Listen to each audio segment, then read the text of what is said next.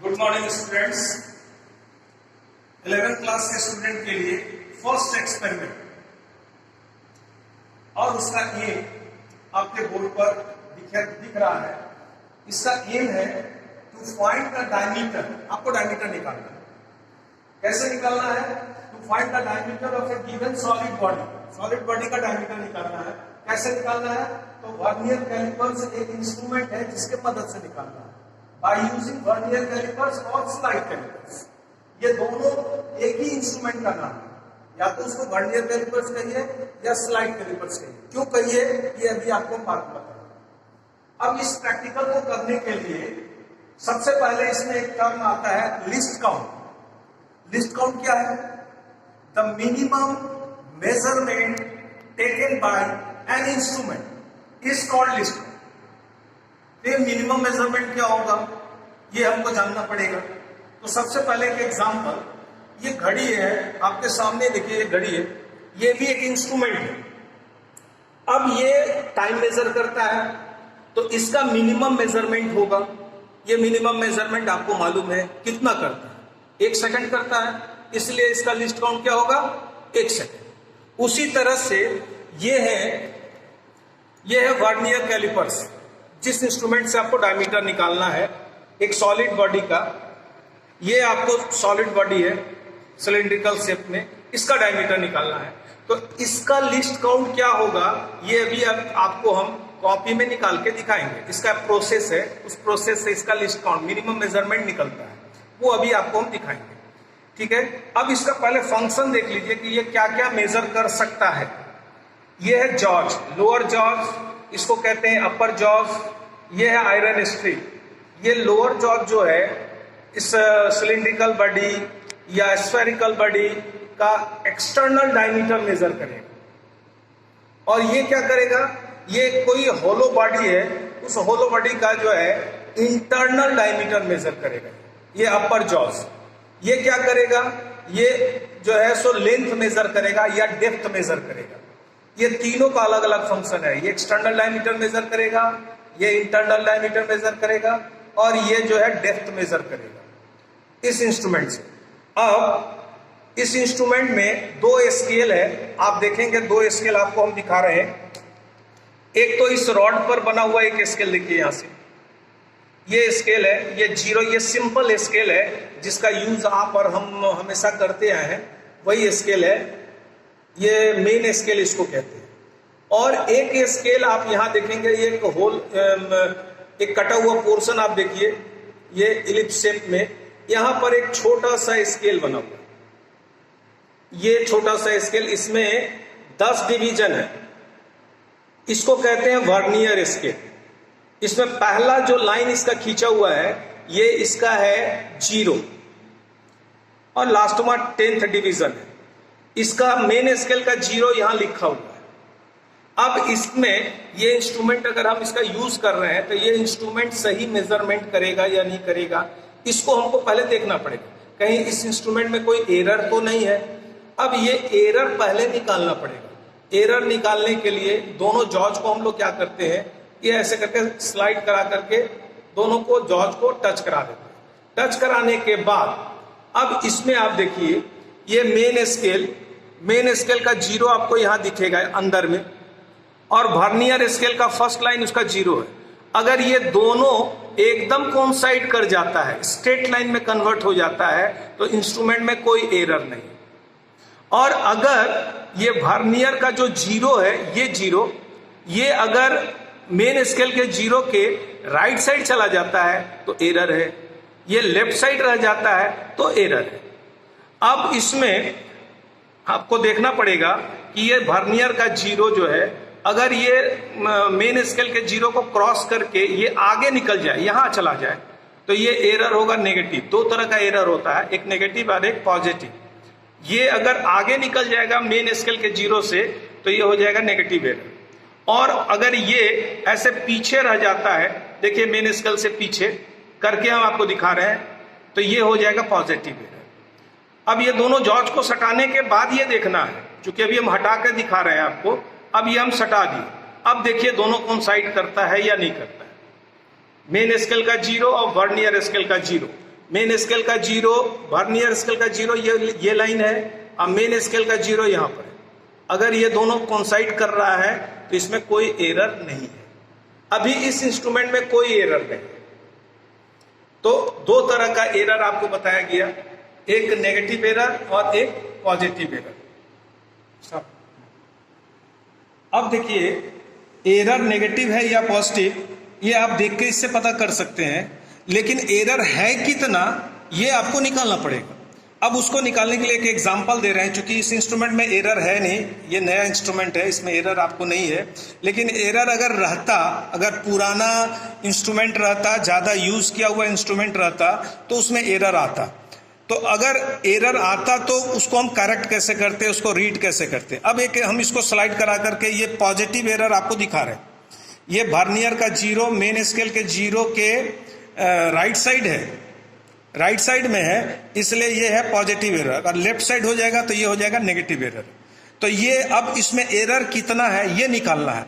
इसको निकालने के लिए इसमें देखिए ये लाइन क्या ये 0 से कोइंसाइड कर रहा है, तो नहीं कर रहा है। अब ये लाइन 1 मिनट हम पहले देख लेते हैं, उसके बाद आपको बताते हैं। एरर हम देखकर बता रहे हैं, वेट कीजिए। अब यहां देखिए ये लाइन ऊपर वाले किसी भी लाइन से कोइंसाइड होना चाहिए। ये लाइन क्या कोइंसाइड कर रहा है ऊपर में? नहीं कर रहा। उसके बाद वाला ये 0 था, इसके बाद वाला 1 है, ये क्या ऊपर में किसी से कोइंसाइड कर रहा है? कोइंसाइड का मतलब एकदम स्ट्रेट लाइन में कन्वर्ट होना चाहिए। तो अपनी आंख को धीरे धीरे स्लाइड कराते हुए आगे की ओर बढ़ाते जाइए इस डिवीजन पर, और इसमें से खोजिए कि कौन सा डिवीजन वर्नियर का मेन स्केल के किसी भी एक डिवीजन से एकदम स्ट्रेट लाइन हो रहा है। तो ये लाइन नहीं हो रहा है, ये 0 है, नहीं हो रहा है। इसके बाद वो वाला 1 है, ये भी नहीं हो रहा है, ये भी नहीं हो रहा है, ये भी नहीं हो रहा है। ये 5, ये जो लंबा लाइन देख रहे हैं ये 5 डिवीजन है, ये भी नहीं हो रहा है। ऐसे आगे बढ़ते जाइए। ये 8वां डिवीजन देखिए, ये ऑलमोस्ट स्ट्रेट है। गौर से देखिए, ये 5वां डिवीजन है और ये 10वां डिवीजन है। तो 10 से 1 पहले 9, उसके पहले 8 डिवीजन को देखिए वो स्ट्रेट हो रहा है। तो जो डिवीजन इसमें से कोइंसाइड कर जाएगा मेन स्केल का, वो इसका एरर हो जाएगा। अब इस एरर को हम लोग टेबल के ऊपर में लिखते हैं। एरर कैसे लिखते हैं वो देखिए। एक ऑब्जर्वेशन टेबल हम लोग बनाते हैं, एरर। अब ये एरर चूंकि पॉजिटिव है तो यहां पॉजिटिव एरर लिखेंगे। कितना आया? 8 आया। अब ये 8 डिवीजन है, इसको एक डिवीजन का वैल्यू हम लोग अभी बताएंगे निकाल करके। एक डिवीजन का वैल्यू इसका आता है 0.01। ये कैसे आया? ये लिस्ट काउंट है सेंटीमीटर में, ये अभी आपको हम बताएंगे निकाल करके। तो ये number of division into list count करना होगा। ये पॉजिटिव एरर का मतलब है कि इंस्ट्रूमेंट इतना रीडिंग ज्यादा मेजर कर रहा है।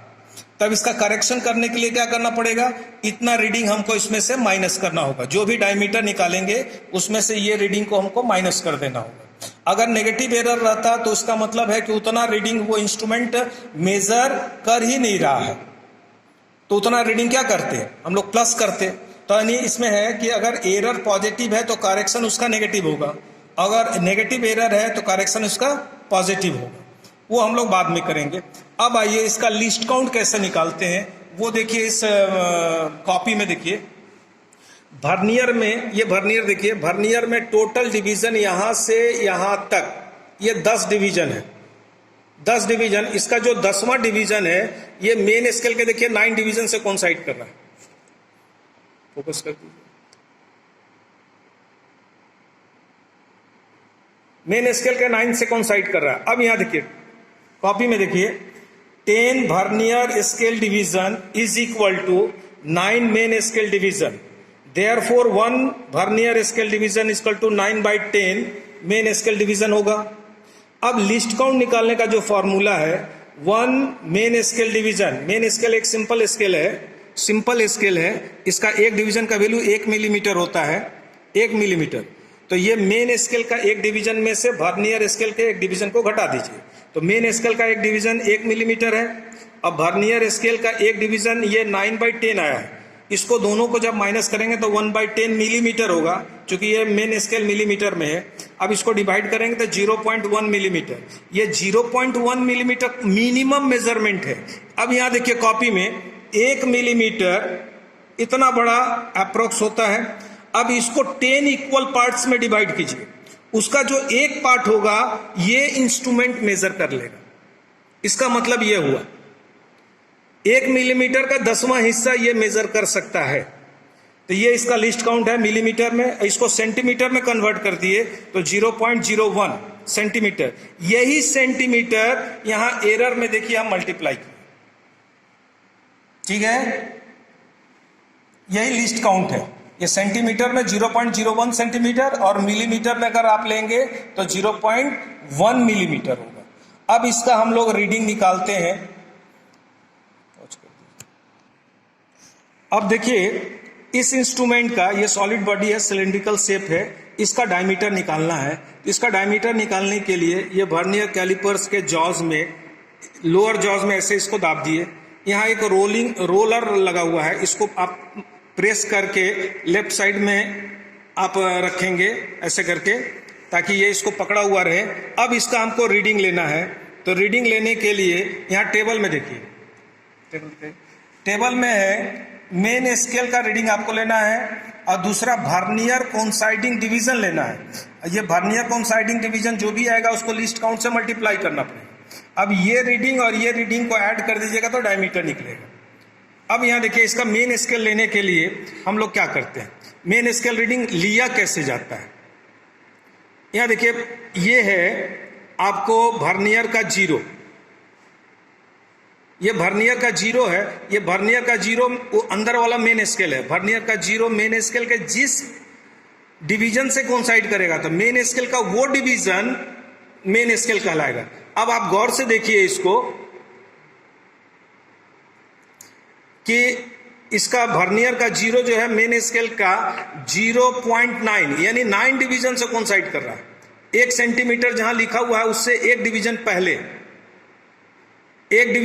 कोइंसाइड कर रहा है। तो इसका वो 9 डिवीजन का मतलब हो गया 9 मिलीमीटर और उसको सेंटीमीटर में कन्वर्ट करेंगे तो 0.9। तो इसका मेन स्केल हो गया 0.9 सेंटीमीटर में। अब इसका VCD निकालना है, वर्नियर कोइंसाइडिंग डिवीजन। तो जैसे एरर निकालने में भी आप देखे थे कि 10 डिवीजन में से कोई एक डिवीजन कोइंसाइड करेगा मेन स्केल से। आपको फिर खोजना पड़ेगा कि इसमें से कौन सा डिवीजन एकदम स्ट्रेट कोइंसाइड कर जा रहा है मेन स्केल से। 1 मिनट हम पहले देख लेते हैं, उसके बाद फिर आपको बताते हैं।